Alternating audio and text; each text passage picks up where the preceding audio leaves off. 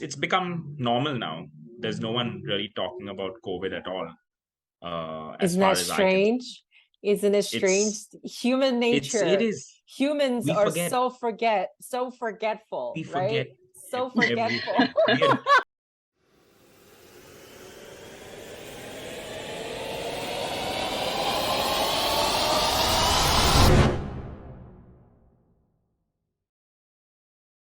Hi, everyone. This is Cindy with InPulse Creatives. It has been a really, really long time since we've all seen each other. We've took a really, really long hiatus. But today's topic kind of really explains why we've been on a hiatus, because I think everyone's kind of coming a little bit out of the pandemic. I don't know. I'm not sure. We will talk to our different guests today to figure that out, because everyone's been busy. Everyone seems to be flying around the world as if the pandemic has never happened. But we are thrilled today because I think today's conversation is going to be really important, to really talk about what has a little bit happened maybe in the last, I don't know, 2.5, 3 years almost. No one really knows. Everyone's kind of lost count. And really to really talk about this concept of like one step forward and two steps back. And in a way, today I want to talk a little bit about have a discussion. Have we really changed, really? Have we, all the stuff we talked about during the pandemic, have we really made any progress? Again, we're not trying to offer any answers. There's no right or wrong, but it's really just an open dialogue for us to kind of have these really honest conversations. So without further ado, I'm going to introduce my two amazing guests today. I'll start with you, Lynn. Lynn, go ahead. Tell us a little bit about yourself, and we'll move on to Aaron. Okay, thank you, Cindy. Hello, everyone. Thank you for tuning in. So my name is Lynn. I'm an independent producer and curator in performing arts. I'm from Shanghai. Usually I'm based in Shanghai, but currently I'm joining you from New York City. So actually, before the pandemic, my work, I work a lot in international touring and collaboration.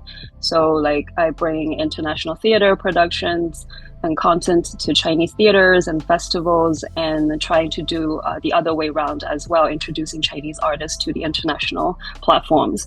But as you can imagine, as the pandemic started, everything has been stopped till now. And because Cindy just mentioned, most of the world has all back to normal, but China excluded. Actually, yesterday was some very big accident happened in China. This bus with 47 people on board, 27 died. They had been busing from their home to like a quarantine center at 4 a.m., if I remember correctly. So it was really tragic. And a lot of people, I mean, when I was looking at the WeChat, it's sort of like getting back to the 2 months quarantine in Shanghai a few months ago. Like people are really, showing their sympathy and then complaining, and what it is. But I mean, it's very hard to get the voice out. A lot of censorship going on, and I feel like this is like an endless circle, and I don't know when we can get out of this whole thing. Yeah, well, I try not to vent. So yeah, I'll tell you a little bit more about what's been happening in the past 2 years in China and where I am now. Thank you, Cindy. Thank you, Lynn. Aaron, off to you. Thanks, Cindy. So I'm an agent, producer, and consultant based in Mumbai, India. As an agent, I work with artists mainly from contemporary dance and puppetry from India, Mexico, South Africa, Germany, and Switzerland. And as a consultant, I manage two businesses in India. I manage a contemporary dance company that's based in Ahmedabad, and I also manage a theater academy that teaches theater, method acting, and also produces theater that's based in Mumbai. And I'm also the project head for Cinars in India. And I work independently as a project manager for people who want to work on projects within India or international collaborations. Yeah, I think that's mainly what I do. Thank you. Thank you. Well, I think, all of us in some ways are wearing different hats, right? And maybe that is a result. Maybe we'll start off on the positive. I mean, I rather than, we'll do the one step forward first. I mean, I think as a result of the pandemic, I'm not sure, Aaron, you've already just been flying around like nobody's business, like you are flying around even in the middle of all the other quarantines from other countries when like PCR tests are still like necessary in most of the world, in most of the countries. You've been flying around. So I mean, I would love to start off with you to see sort of where you see some of maybe the positives that we have learned or have kind of changed in a positive way through your travels. I'm gonna start off with one that happened for me Mm-hmm. pre the travels, Okay. when COVID actually started, because I started my company in March 2020. So it was right in the first month of the pandemic, pretty much. Yeah. And my whole agenda at that point of time was representing artists internationally, which pretty much got squashed from day one. Um, and no one knew what was going to go on at that point, right? So you thought, okay, 1 month, 2 months, 3 months, it's all good. But when it reached like August, September, it started getting quite stressful. And at that point of time, there was an Australian artistic director who was managing a theater company in Mumbai. And he brought me on he asked me if I would come and consult with them to help them plan their business strategy going forward, because they were actually expanding in the lockdown because they did so well with digital work.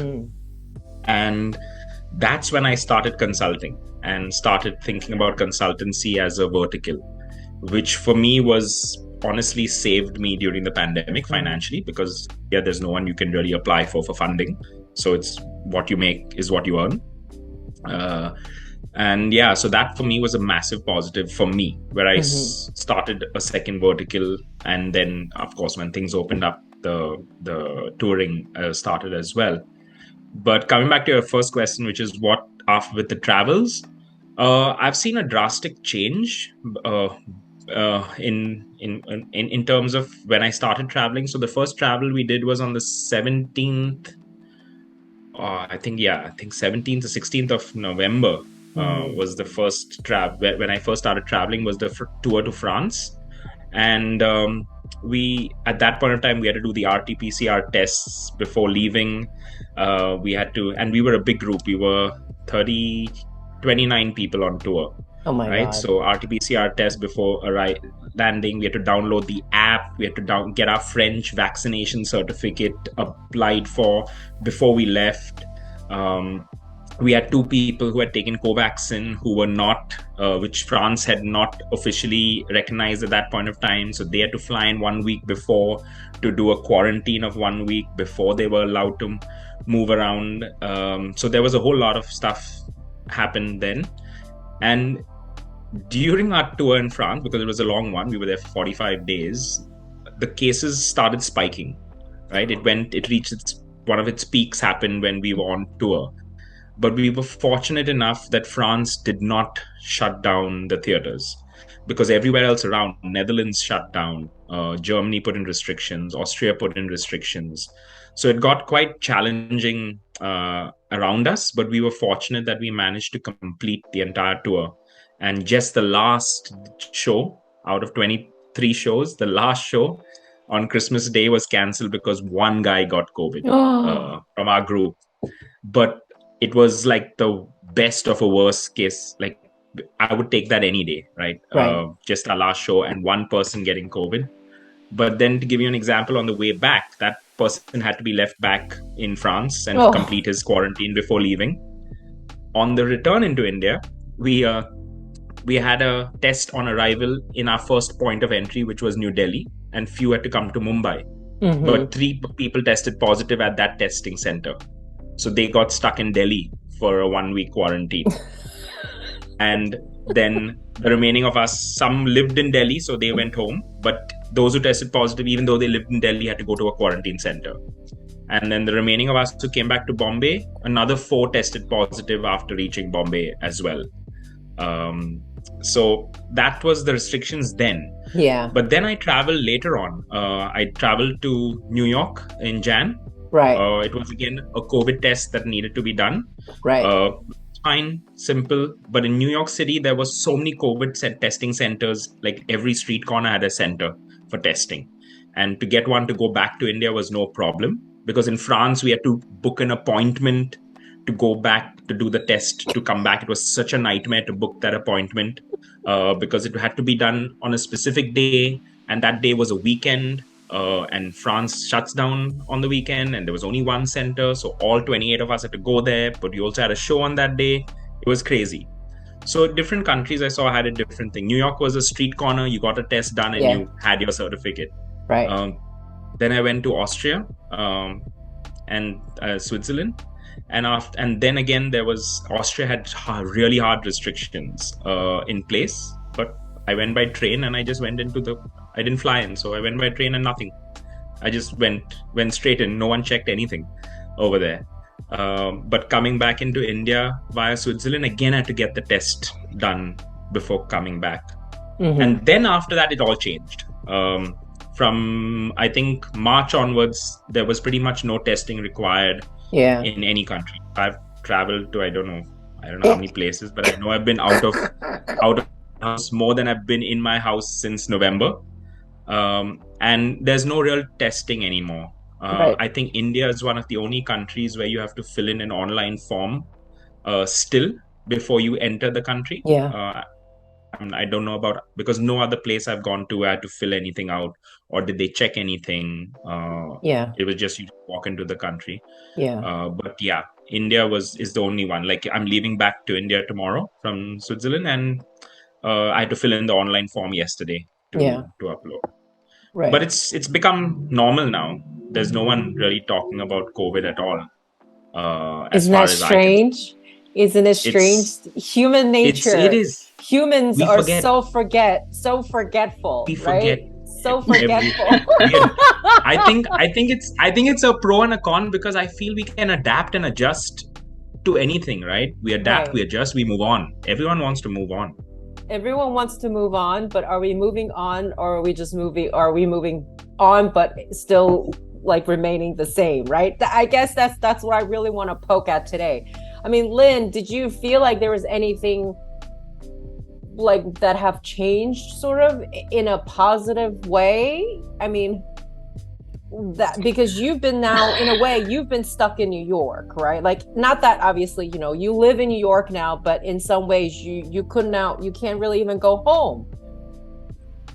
I actually just checked the flight from New York to Shanghai 2 days ago, and it even went up like, I think 10,000 more. The whole September, October is crazy. So I'm still aiming to actually return to Shanghai probably by the end of this year. Mm-hmm. Let's see if that can happen. So, I mean, if we look at some positive things, I think there are quite a lot actually. And I feel quite grateful, just like what Aaron mentioned. Actually, during the pandemic, I also have done quite a lot of consulting work. It just happened that way because I returned to Shanghai around the end of March 2020. So at that time, the last stop I was stuck in was in Auckland, in New Zealand. So I flew from Auckland back to Shanghai. I remember that was March 24th or 25th.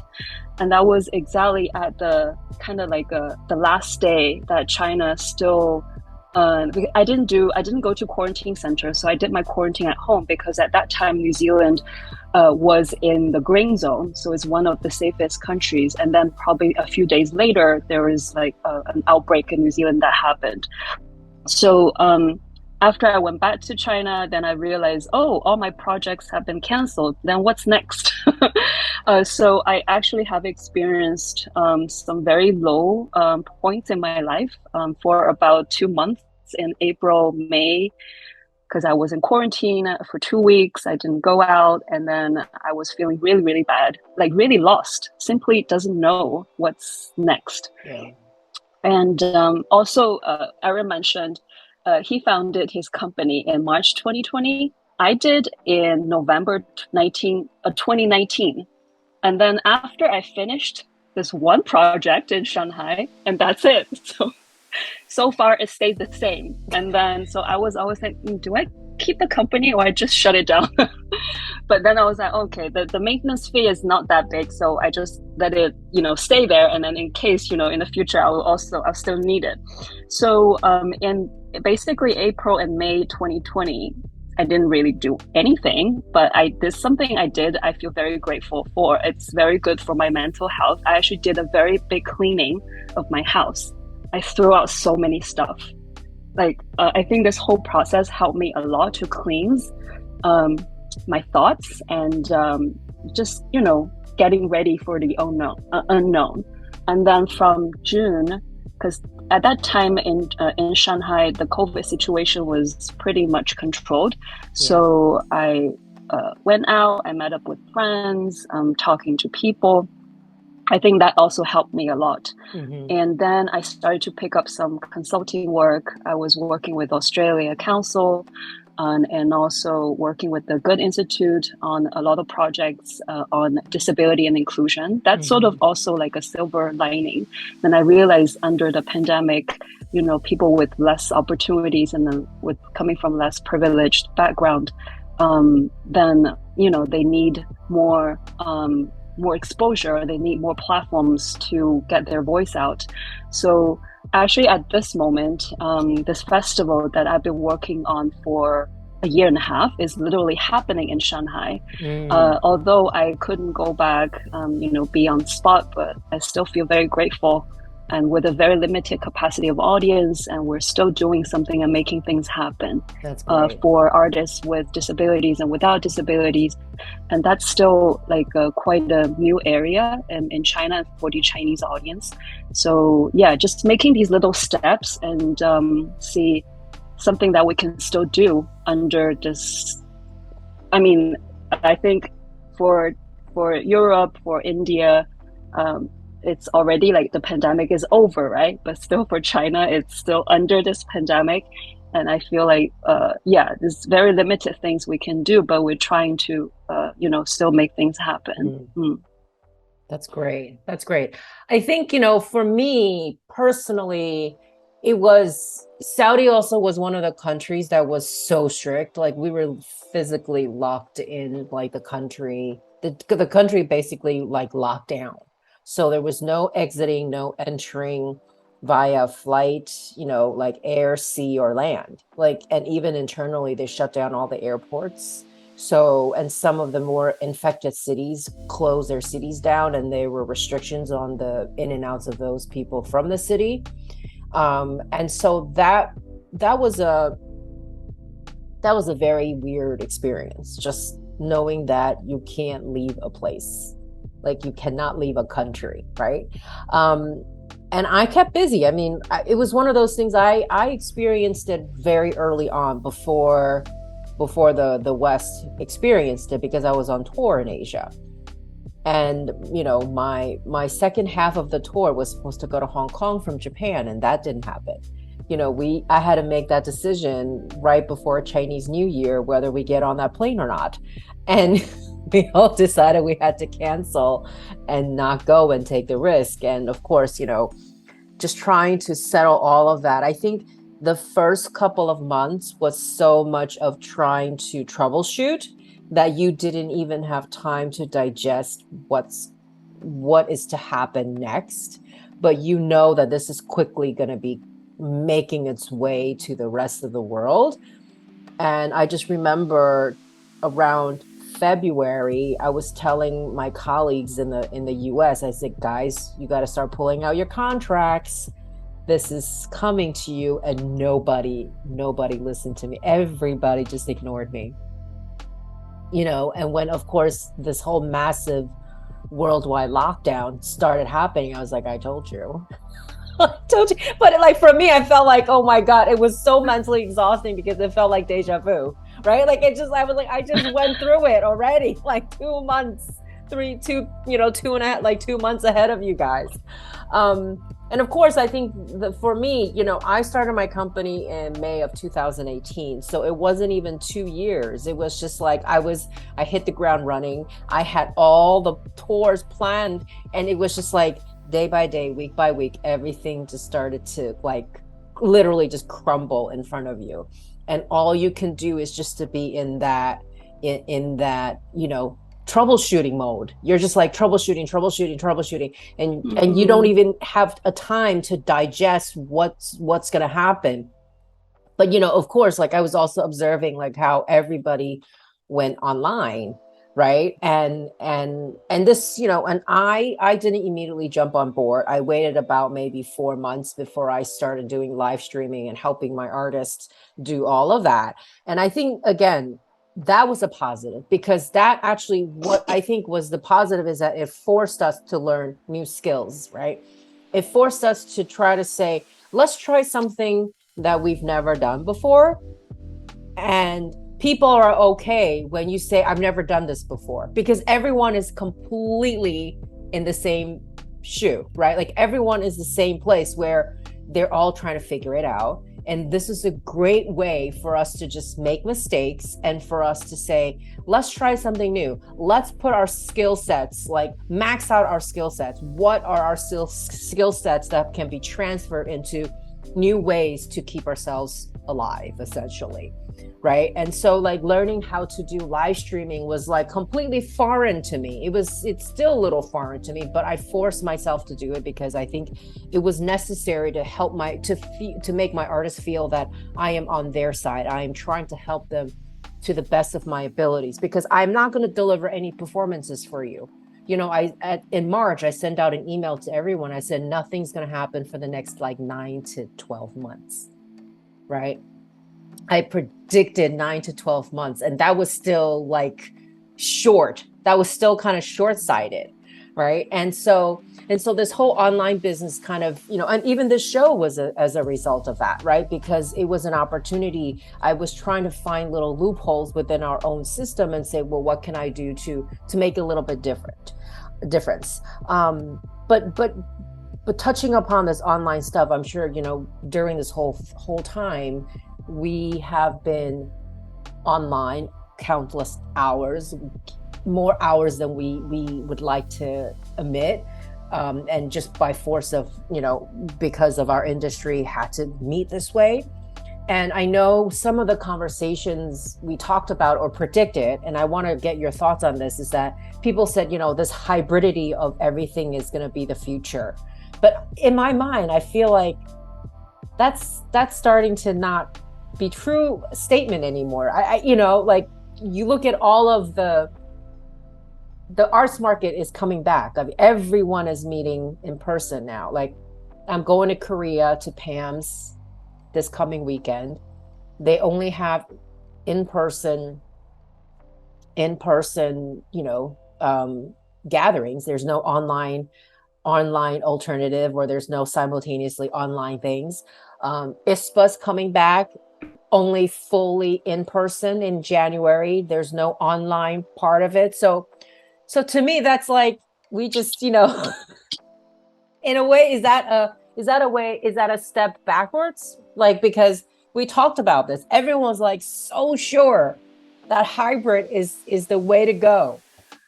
Even performances, everyone's like, and maybe even I'm mispredicting myself, because for me, I think of it as performances of this online version of some sort will be there, but I'm not seeing as much of it now, like as everyone was anticipating. So I want your thoughts on it, and whether that's even something we should still continue to explore, right? Like, I don't know who wants to go first. I mean, I can start, because I think we just said like human beings are highly adaptable. There's a saying in Chinese, 好了伤疤忘了痛. So once your scar is healed, you forget about the pain, like it never happened. So I think talking about the hybridity, I remember, like for example, in China, there was a time, probably only for a couple months at the beginning of the pandemic, when it was really bad. I think in late March, from late February to maybe April, like all the theaters just start to upload their archive videos online and then open up the platform for people to, stream in. And that's it. And then I think because theaters reopened from around June with 30%, June 2020 with 30% capacity, and later move on to 50, 75, and then 100. So the theaters in China have been operating with 100 capacity for a really long time. Until like earlier this year, there are like bad outbreaks like Shanghai in lockdown, and currently still Shanghai is like 50%, I think. So during that time, nobody's doing online anymore. And sometimes you see like some big theaters, they will still open up their archive and then to show people their previous works, because maybe there's not much capacity for them to bring these shows in the physical occasion. So yeah, I mean, unlike, I think for a time in Europe, I noticed there are a lot of colleagues in Europe, they have been doing, spending so much time in the virtual world and really developing online theater. It's not just archive video streaming, it's real online theater customized for the Zoom layout. So there are quite a few of that kind of works. But I think now, if you look at like, for example, Edinburgh Festival, right? This year is like completely back. People are traveling and it's, and then I feel like everything has returned in a more violent way because people want a revenge or something because they have been missing so much. And I don't know. I think when you talk about the hybrid, I can't get this word, hybrid.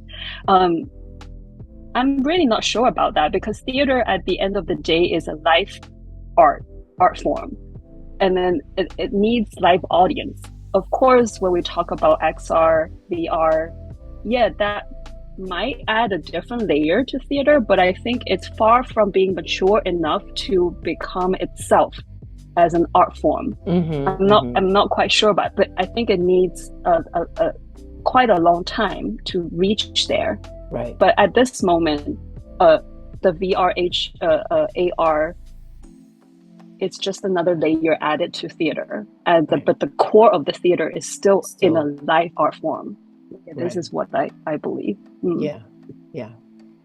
Aaron, your thoughts on this?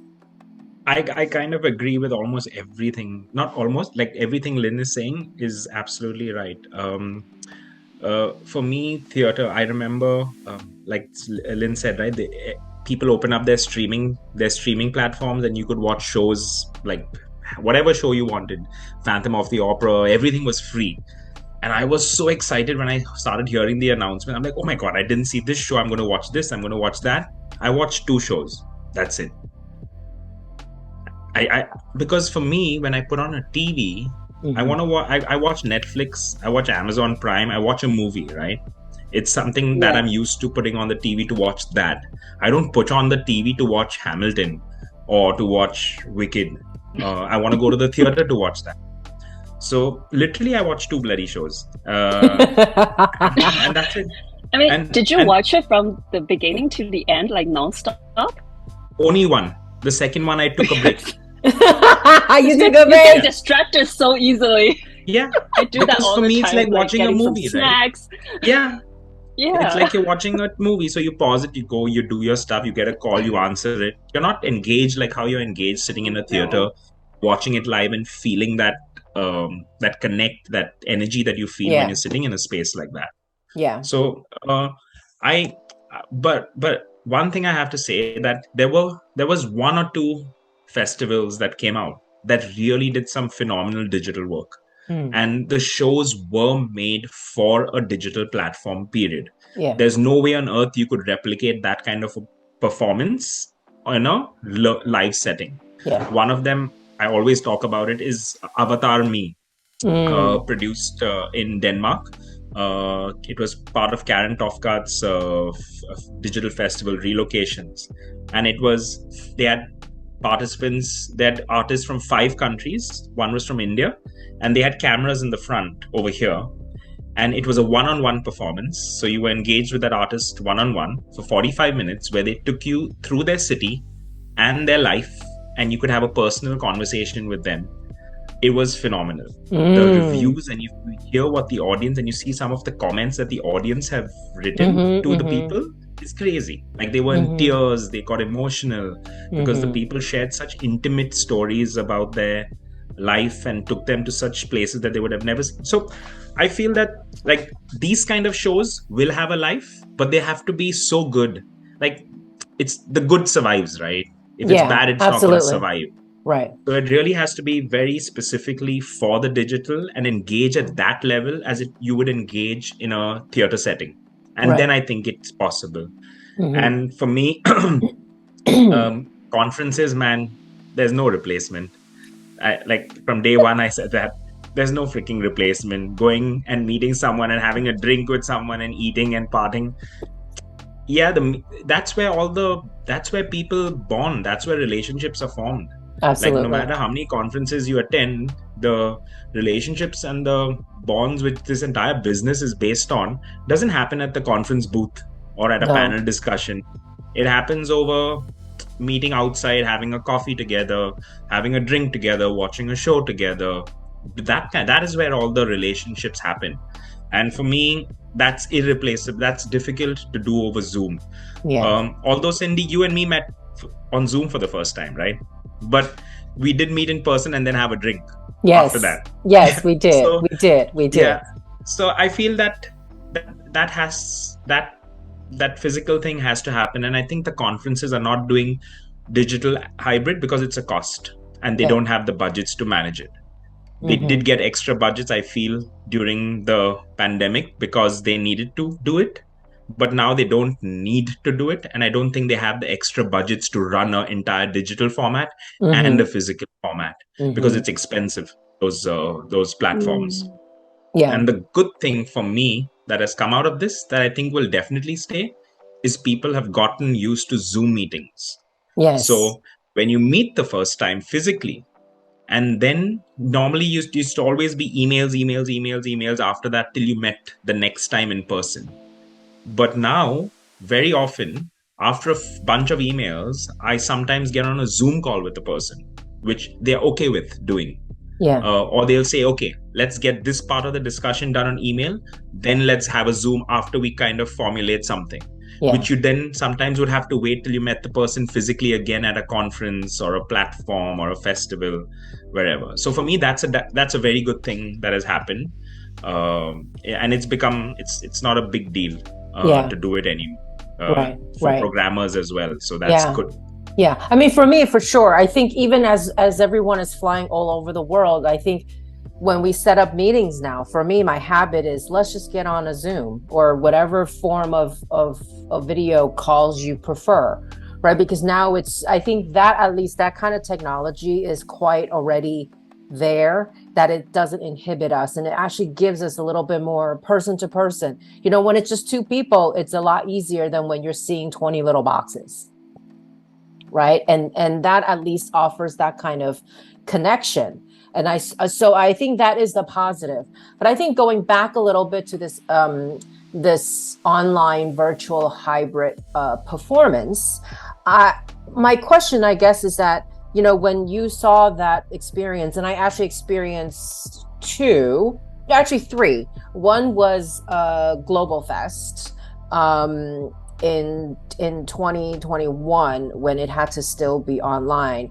I saw most of Global Fest. They partnered up with NPR's Tiny Desk in the US, and all their entire programming was done online, and it was actually I enjoyed it tremendously. I think I got to see 4 or 5 artists. And what was actually interesting to me was that, you know, my son also enjoyed it, because normally if it was in New York, he would never be allowed to go into these venues. But it's just the music, it's world music. So there's no, you know, it's like, but because of the physical restrictions, he would never be allowed to go in. But because of the way it was set up online, he was able to enjoy it. And he actually loved the music. He loved some of the performances, you know? And so that kind of also got me thinking and just saying, like, prodding, kind of thinking ahead. I mean, you know, even with Karen's, that digital festival, do you think she'll ever do it again? Because everyone's, again, like we all are agreed, everyone's back on the road. Everyone's so focused on making physical performances on stage for live viewing. Are we going to easily forget and leave all that stuff again behind? Wouldn't that be a waste of all the creativity that went behind it? And to me, it's like, okay, so we know for a fact conferences, again, these arts market is just, it doesn't make sense to be hybrid, right? But, you know, playing devil's advocate, can we use the hybrid in a different way, right? How can we use this online platform to enhance or add value to what we currently have already, to a live performance, right? Like I feel like no one's really gone there yet. But to me, it's like I recorded the show. Like, to me, like when I made the artists to do the live stream, I told them, I don't want you to do a performance online. I want you to use this opportunity as a way to add value so that their audiences are getting to know you more as who you are as an artist, so that they're more keen to want to go see you when you're back on the road. Right? Because if you think about how we go from place to place to place, and you've been going around touring already, you're literally, it's this marathon, right? It's this marathon of I'm performing from one city to the next. All you are seeing again is that we're just returning to what happened before the theaters all closed down. Is that same? I arrive, I check in the hotel, I go to tech, go on stage, you perform. So it's like hotel, stage, hotel, stage, hotel, stage. That hasn't changed. And even once you're off the stage, you're not engaging with the audiences, right? You're absolutely not engaging with the audiences at all, because everyone is budget conscious. So they're not going to have you stay there more than you necessarily have to. So the engagement with the audience is going to be, again, not there, beyond what they see you on stage. And I think right now everyone seems to be okay about it, because like you said, there's this kind of revenge of coming back to live shows for audiences. They're already so high and so emotionally involved from just being able to go see a live performance that they forget about it. But again, because we're forgetful people. So are they going to now quickly become jaded as we move forward once everything's back to quote unquote the regular way of touring again, and performances are becoming more and more normalized? Our audience is going to want something else different next. And this is why I wanted to kind of keep prodding this idea of, well, how can we, if it's not how we envisioned it, how can this hybrid model, whether it's from an arts market perspective, whether it's from a presenters, programmers, artist perspective, how can we use this technology to add value to what we're trying to offer for the industry? You know, I mean, I don't really have a solution. We don't expect to have a solution in this conversation, but I do want to get, everyone, even the audiences listening in, to just think about that, right? To not completely delete it and say, oh, it didn't work, let's just leave it behind. What can we learn from it?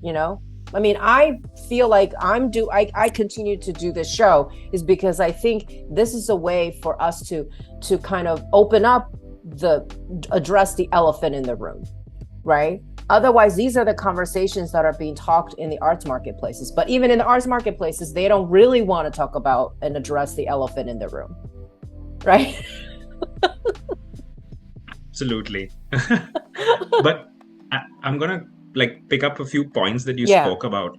And I think Karen is doing her festival again. And I think, I'm not 100% sure. And I think there are going to be some cool digital stuff again, specifically created for the digital format there. So it'll be interesting to see what kind of an audience she gets and what kind of a format she runs the festival on, if she's doing it. But again, I'm not 100% sure about it.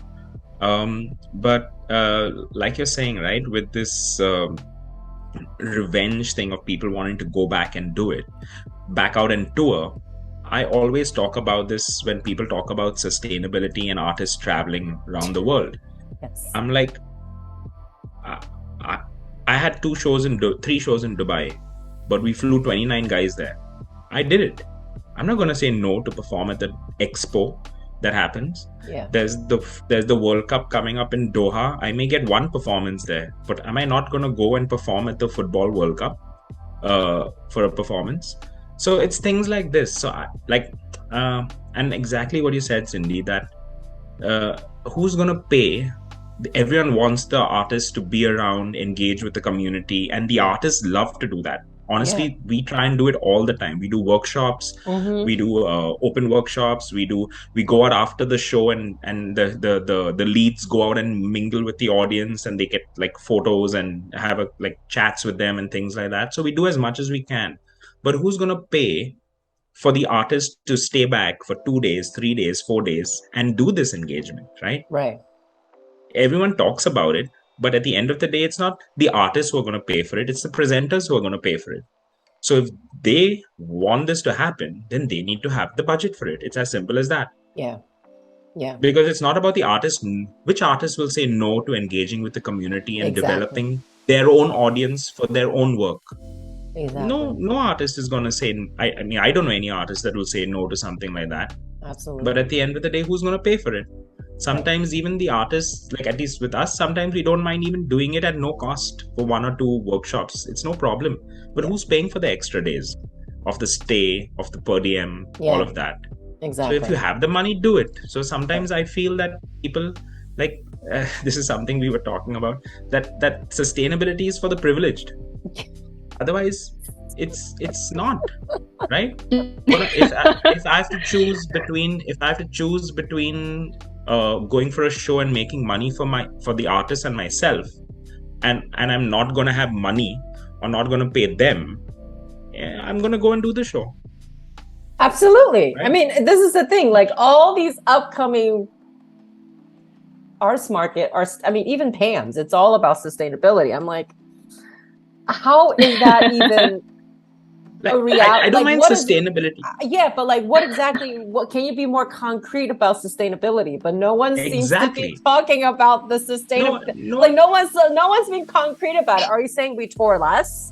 Are we saying, what are we talking about when you keep saying sustainability? Yeah, it's Lynn, go for it. I wanna say something about that. So Aaron just said sustainability is for the privileged, right? I don't know if you guys heard, I think you must know Jérôme Bel, the big French choreographer. He actually announced way before COVID started saying, I'm not traveling by air anymore because of environment sustainability reason. And then people appreciate that a lot. Yeah, because, he's doing good for our world, right? And then I think that was last year in 2021, there was one artist from Mexico just wrote a long letter, open letter. This thing is called an open letter to Jérôme Bel. So basically, he is saying something exactly like what Aaron just mentioned, because some artists, especially imagine artists from Mexico or artists from some island countries or less developed countries, they rely on touring to survive, to live. So coming from Jérôme Bel, of course, he lives in France, right? He can travel anywhere in Europe by train, by car. And then he gets commissioned by festivals, programmed by festival all the time. He's like fully booked probably in the next 3 years. He can say that. He has the privilege to say that, but it's not for all, because everyone is coming from different backgrounds, and where everyone comes from is a completely different context. Social, financial, political, it's just so complicated. So I think it's a very tricky question, how we embrace sustainability. Yeah, it won't be the same for everyone, for sure. Absolutely. And then I think for me personally, I'm kind of losing interest in this traditional touring. Just like stay for some places for 2 days or 3 days and put on the show, and then boom, I'm gone. And then sometimes if the presenter is willing to pay, we might do one talk or one workshop. But for me, this is not really interesting anymore. I don't know why, because like in the past 2 years, the projects I've been working on, they all involve a relatively long time in the creation process that we already start to engage with the local communities. So everything we learn from the local artists or the local audience, they will become part of the show later. It might be in 1 year or even 2. I know it sounds really, it's not very, it doesn't sound really financially viable, but I think if you find the good platforms, it could happen. And for me, this is more interesting. Like I'm currently working with this Chinese artist, but he lives in Bergen in Norway for 10 years. And then the show called The Judge Me. Mm-hmm. And then we're currently actually working with our Korean colleagues to make a Korean version. And then we started this process a few months ago. We've already done 3 Zoom interviews, interviewing Korean people, artists, non-artists. They all share their perspectives about what's the value of an artist. Or what's, because when the pandemic first broke out, I remember in Singapore, they did a poll, like asking people, what are these essential jobs, like most essential jobs, and what are these most non-essential jobs? Right. And then artist is among the top 3 of non-essential jobs. Non-essential, yeah, I saw that report. Yeah, definitely not as essential as a doctor or, right. And then, so that kind of made the artist think, what's her value? Why she's there. And then so she made this show, and then that will be when we're doing the Korean version, we really try to hear from the local audience, the local people basically, and then get their voice heard on stage, because they're going to be amateur performers, like selected from the local Korean communities. So these kind of like a slow producing or slow touring, it's more interesting to me. But I know compared to the traditional touring, it's not that financially attractive. But I think the whole process, I would enjoy that the most. I feel like I learn more in that kind of process. Yeah. And then also coming back what Cindy mentioned with the global fest, I think music is probably a little bit different. Yeah. I think because just like a few weeks ago in China, Andy Lau, this big pop star, he did an online concert that attracted 350 million audience. I don't even know how many zeros after that. So, because I think for music, there was something called the music videos, right? Yeah, it was back exactly. I think many years ago. Exactly. So, how you consume music, people are used to music with the video format. Right. But I think for theater, there's no theater video. Well, that was very late at the time. Right. So I think even dance, dance is hard to see that, right? And so I think it really all depends on the discipline. But even music, right? Music is, you can enjoy that, but I think at the end of the day, regardless of what format is on stage, everyone still wants that physical interaction of sitting next to someone, enjoying that chemistry, when they say, like in orchestras, like when everyone is in tune, it's like everyone's breathing at the same time, right, to the music on stage. And I think that we all agree, 100%, 150% that will never ever be replaced. And so I think, to what you're saying about the traditional way of touring, like everyone is back to the traditional way of touring. And so rather than saying, because everyone is so focused on sustainability, it's like they're shaming you if you're not doing things that's not sustainable. It's like, it's like this whole when the medical world says you have to breastfeed your child, and then now like mothers are being shamed if you're not breastfeeding your kid, right? I feel like we're going through this phase of people shaming for not being sustainable, but you're not telling us exactly what does it mean. Are there values to traditional touring? I mean, there are values. There are still values. Is it environmentally friendly? No. But then if you think about it in the grand scheme of things, we are only contributing to such a small, whatever you wanted to call it, to this whole world of like other industries that are actually doing so much more damaging work to our environment. Like we as a whole, globally as an industry, I don't think we are really contributing that much to to the global environment, like in a negative way. Like our impact is so much more smaller in comparison. But however, I think to your point is like, how can we create, again, it all comes down to like, I'm always kind of like being split down the middle of like trying to be, devil's advocate on both sides. You're right. What you're doing with that kind of engagement of producing this long production that it involves the community, it's a year-long process. Even looking at that, how can we make it into something that's financially viable, right? Is, rather than saying it's not, we still want to do it, why don't we say, what is it that, who do we have to talk to make sure that this becomes something that's viable, that this is much more meaningful, and whereas and still continue maybe with the traditional touring. But I have spoken to artists who says, I no longer want to do that too. I also have artists, but again, that's maybe from artists speaking from privilege too. Like they don't want to be going on the road and just be going from one show to another and not knowing where they are when they wake up the next morning. Cindy, that's absolutely right. And even what Lynn said, right? It's every artist's choice. Like if that's what you want to do and you can do it, by all means do it. It's great. But it can't be a general statement or a general, like what Lynn said, right?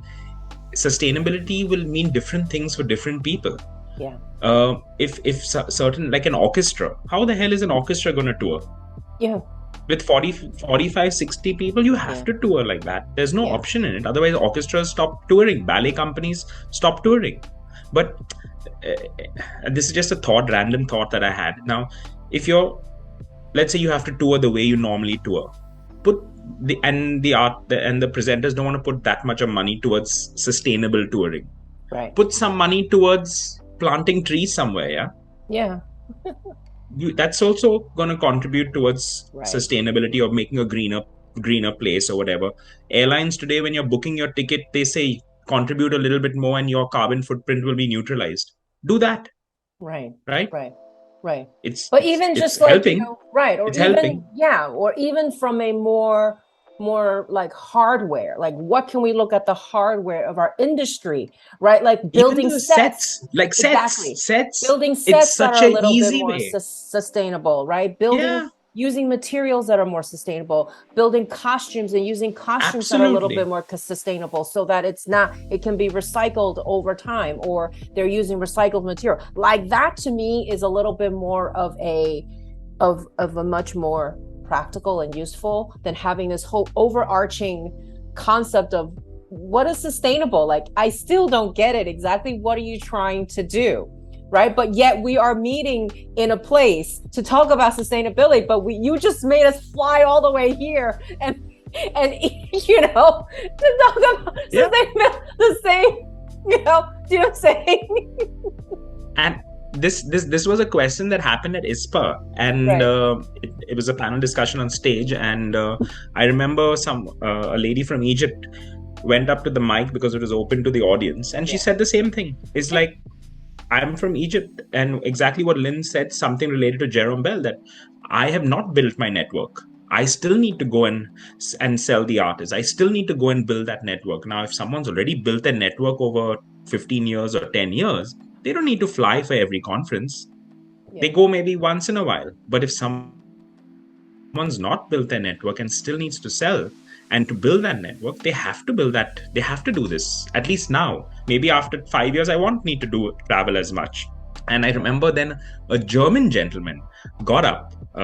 He runs a big venue, and he got up and he said that why don't we people who are in these countries who have already done so much stop and do that. Like he said it himself. He said, why don't we take that step? Because we can make those things, because the other countries like the global south, like Lynn was saying, so many places in Latin America and Africa, they depend on touring for their entire company to run a year. They depend on traveling to Europe for a tour or multiple tours in a year, where they run their entire company, which many families depend on over there. So if you suddenly say, I'm not going to bring companies from overseas anymore, knocking out an entire company and their whole livelihood and their entire family's livelihood over there. Right. So, like you were saying, there's so many other ways of being sustainable that everyone, Yeah. flights and flying and touring is not the only way. But somehow that seems to be the biggest topic that comes up I is know. stop flying. I know. Yeah. Well, absolutely. I think it's like, it's not just global south, right? Let's look at Australia or New Yeah, Zealand. New Zealand, or Fiji, I mean, Japan. New Zealand. Yeah, exactly. Absolutely. Yeah. Exactly. Absolutely. Yeah, for sure. Exactly. So Yeah, again, I do want to, you know, again, I want to really address the elephant in the room and just make people think, like, again, like, what are you talking about when you say sustainability? Like, really think about it and not just throw it out there and have a bunch of people talk and still go in circles and no suggestions or solutions have been offered. Right, or ideas. Like, there's no one has come up with an idea this last 2 years. No one, literally, I have not heard any concrete usable idea to say this is how we're going to be sustainable and make sure these artists still perform and make a living. I have not. For me, I think sustainability became a topic as a fad.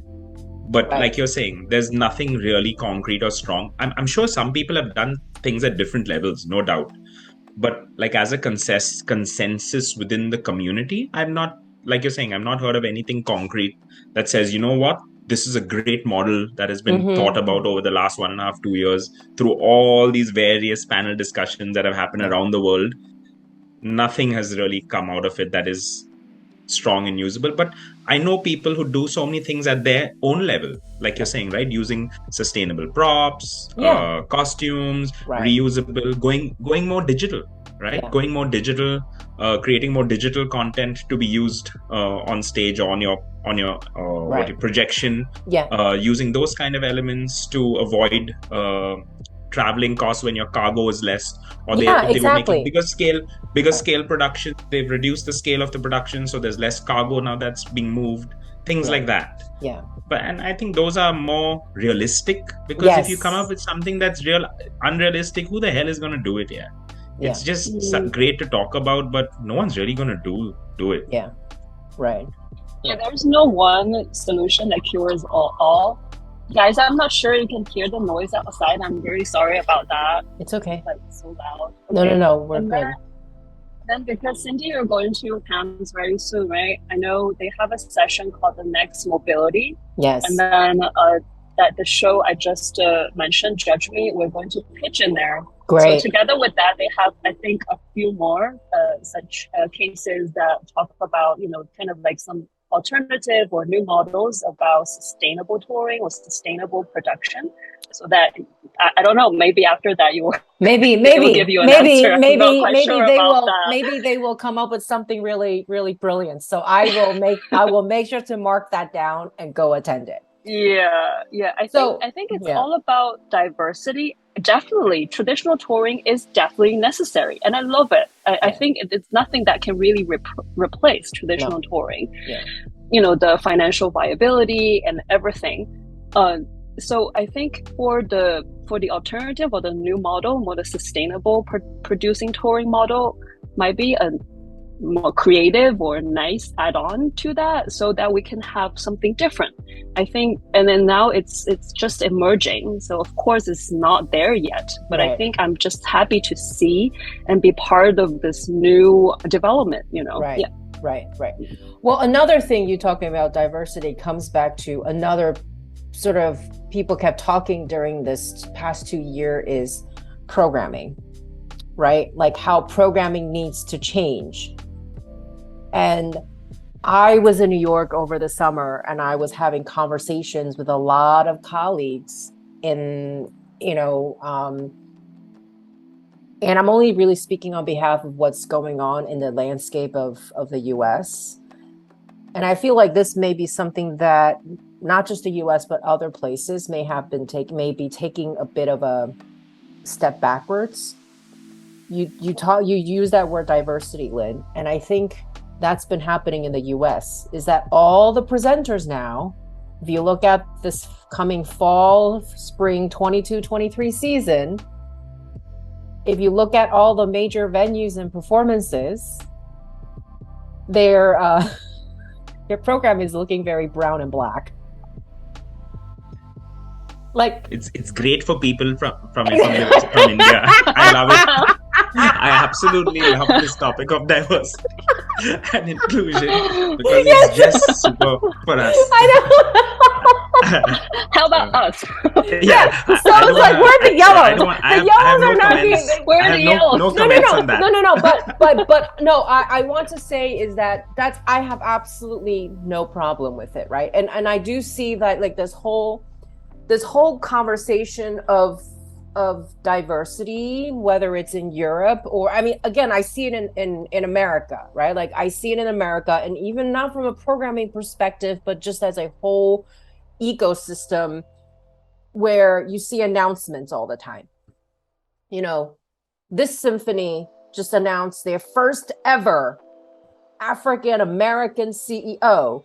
This orchestra just had their very first, Hispanic minority music director. And they're so proud of it. And I'm like, did you just admit that you've been racist this whole entire time of the existence of your institution? Like, I just look at these announcements and I'm just like, I don't know what to say. Like, I can't find the right PC word for it, but I'm just like, really, you're just smacking yourself in the face. Like, you just admitted that you've been racist as an institution this entire time, right? Everybody, I'm not going to name names, but like, you saw this last year and a half across the and I'm not sure if it's happening in Europe, but because I get all the news, I get all the feeds in my emails, and I see all the major papers, and all of a sudden this festival is announcing their first African American, this institution is announcing their first Latino, blah blah blah, of color, of minority, and then the big news about it. And so, and even programming, and again, this whole programming idea is that I was talking to an agent, and he's like, yeah, they just want to check the box. I have all these other artists that are just kind of sitting there, collecting dust now, because they just need to check the box. They don't care. And I feel like that's dangerous. It's great. I think it's great, but the intention is what I want to get at is what is the intention behind it, right? Like, what is the intention behind you programming these quote unquote diverse programming?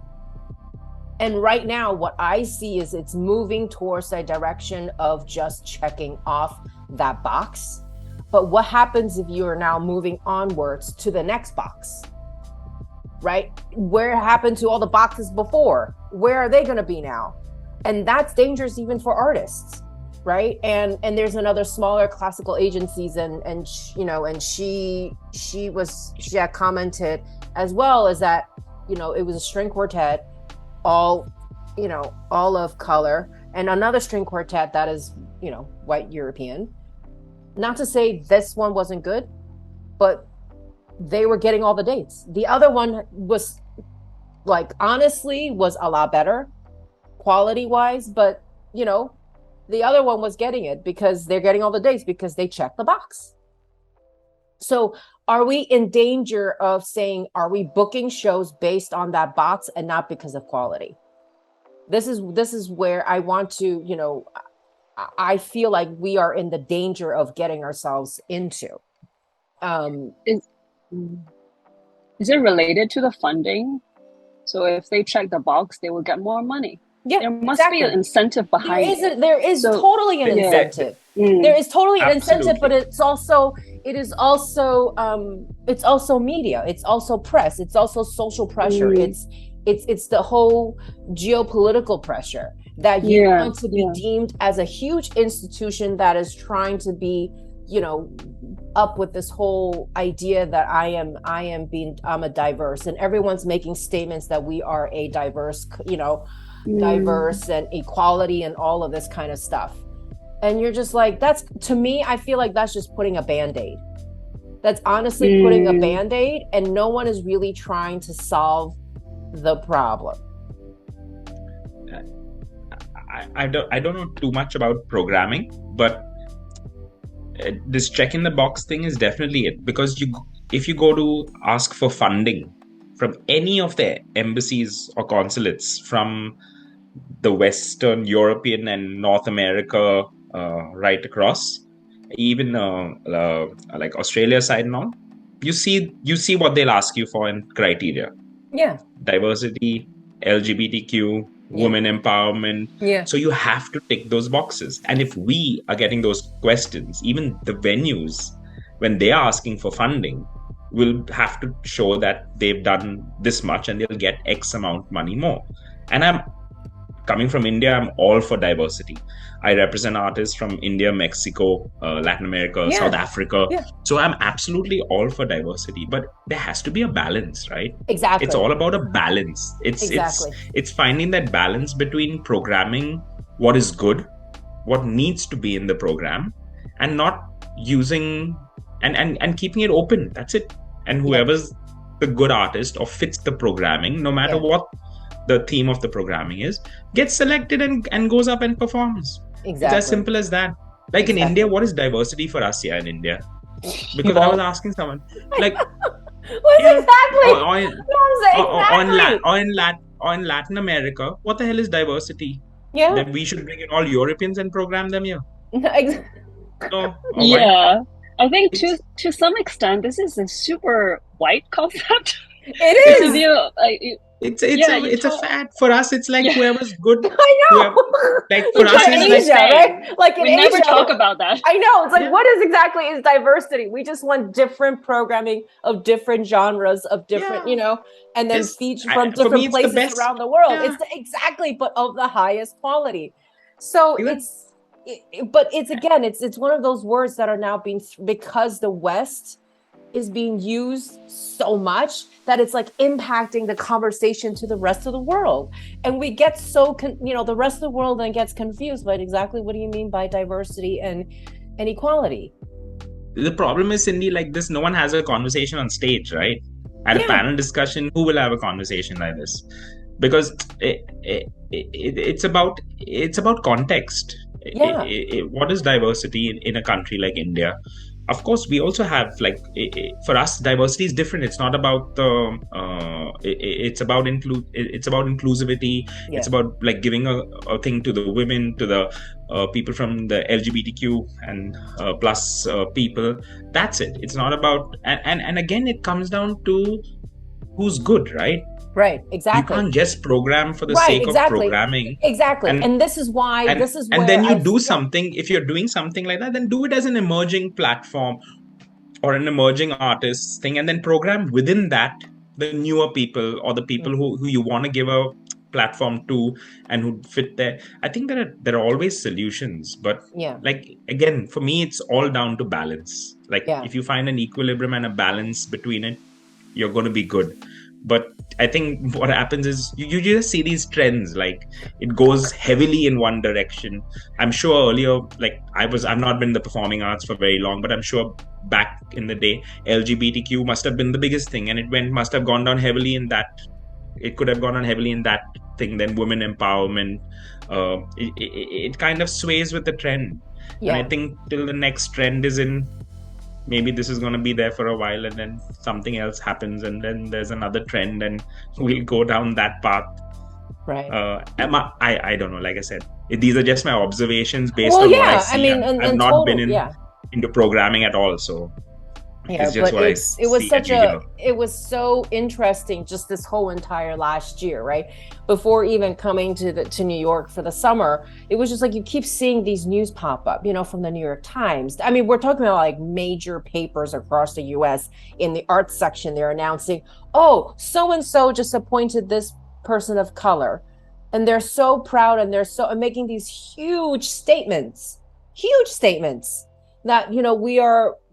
And I'm just like, you just totally said you've been racist. That's it. Like, that's how I see, that's how I read it. Right. I mean, I could be totally wrong, but that's how I read it.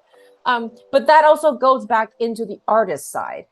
do you feel like there's a lot of work that are talking too much about, like there's now not just creating good work, but there's too much work out there as a result of what's been talked about, because being led by all of the trends or fads, if you want to call that, is that there's too much performances out there that's just trying to constantly push a messaging, messaging about female empowerment, messaging about being color, messaging about whatever, messaging about being a refugee or whatever it is. I feel like, even just being in Edinburgh, right? I was in Edinburgh. So from the Fringe to the main festival, a lot of it was very much about this in your face, I want to send a message. And not, and I want to speak to the company, Akash, and their production Samsara. I first time seeing it, so I'm not like, I'm being biased, but just taking a step back from first time seeing it, 3 sold out shows was the most was the most reviewed performance out of the entire festival. There were bigger artists, bigger companies, but they were the most reviewed. And it was not even just most review, it was all the review across all of these papers were phenomenal. And we were not expecting that. But just sort of coming back and thinking about the whole concept of the show was not trying to message anything. It's just talking about the cycle of life and death. Literally, that's it. It is touching about the core value of being a human and the soul, right? Touching this whole, it's called samsara. It is, it's a Sanskrit, right? It's talking about the life and death. That's it.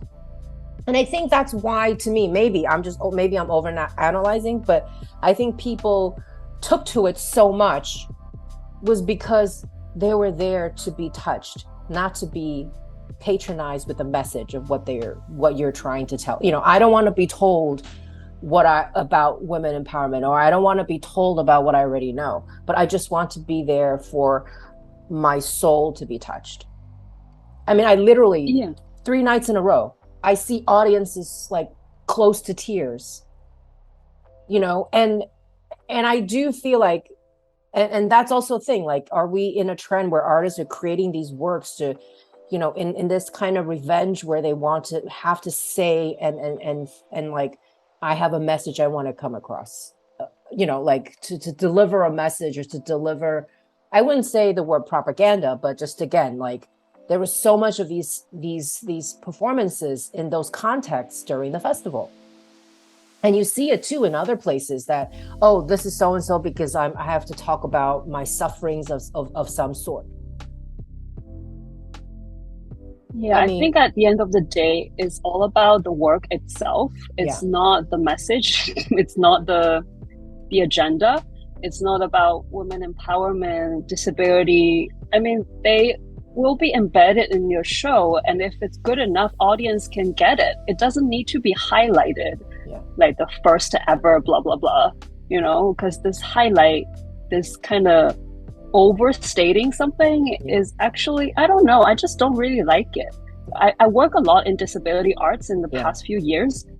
Well, it's not, some works, they're really not good, it's not just because they have someone sitting in wheelchair that we have to watch it or patronize it. Right. But some works, they're really good. I mean, it's just, regardless of disability, it doesn't matter. It's just a good piece of theater, Right. So I think this is the most important thing. It's not really about this agenda, this whole message thing. Yeah, exactly. I think it could have an influence because, again, of the funding, right? If they're getting funding and they need to check some boxes to get the money, then they may go down that path. And if this is not, again, this is just my opinion, if this is not something what they actually want to say, or this is not their normal tendency to of work that they want to do as an artist, then maybe they're just overstating it a little bit more, because this is not what they would normally do. Because if you allow them to do something that they would normally do, it'd be nowhere close to this, what they want to say. Because if you just give them a whole bunch of money and say, create what you actually want, and say what you actually want. It could be a whole different topic and a whole different message that comes out, and it may not be so in your face because he's putting it into his work because that's actually what he really wants to do. And it comes out like how Lynn's saying it subtly. It just comes out because that's what he really wants to say. I know, my opinion, right? But right. Well, maybe that's the next conversation, because it is all about funding, isn't it? And I don't think any of the funders are in any of our conversations at any of these conferences. Because what's funding? We don't know what funding is in India. Yeah. We don't either. Right. And that doesn't exist. So we have to gather. We have to figure out who are the one that's giving the money and get them in the room and tell them how it works. Maybe. Yeah, I think because behind the funding, it's all about something higher, which is cultural policy. Correct. So when you talk from that level, we might get the answers. So maybe Danny, those policymaker has to be there. The cultural policymaker has to be in the room, front and center. Front and center. So maybe that's a conversation we have next time. Get these people in the room, and maybe that is the catalyst. That is the elephant in the room. Then they're not there. Maybe that's it. We get them all in the room. I think Lynn's right. Or is it like waiting for Godot? Because they're simply not there. No, but I think Lynn's absolutely right, because when she said it, a thought came to my head, a conversation I had came to my head, that I was talking to a consulate, and they had a grant coming out, and they asked me to apply for something. And I said, okay, like I always try to find out what's the criteria and stuff like that. And they gave me all these 4 points. They're saying it has to check at least 2 of these 4 or 5 points. And so I'm like, okay, but what's the gender? How did it come in? And he's saying, yeah, that's exactly what Lynn said. That's the cultural policy that we've been given from above that we need to kind of follow. Otherwise, it won't come through. Yeah. And it is decided at that level. Yeah. Well, this has been a really, really interesting and a really thought-provoking conversation. Thank you both for joining us and for really sharing your real thoughts. This is what the goal of the show is about, and being, in this giving you this safe space to do so. So I can't thank you both enough. Really, really appreciate both your time. Thank you all for tuning in. And I promise we will not go through another long lag for our next episode. So thank you all very much. And we look forward to seeing you next time. Thank you all. Bye. Bye. Thank you. Bye. Bye. Thank you so much for tuning in. If you enjoyed our conversation, please don't forget to subscribe, like, and comment below. Look forward to seeing you on our next episode.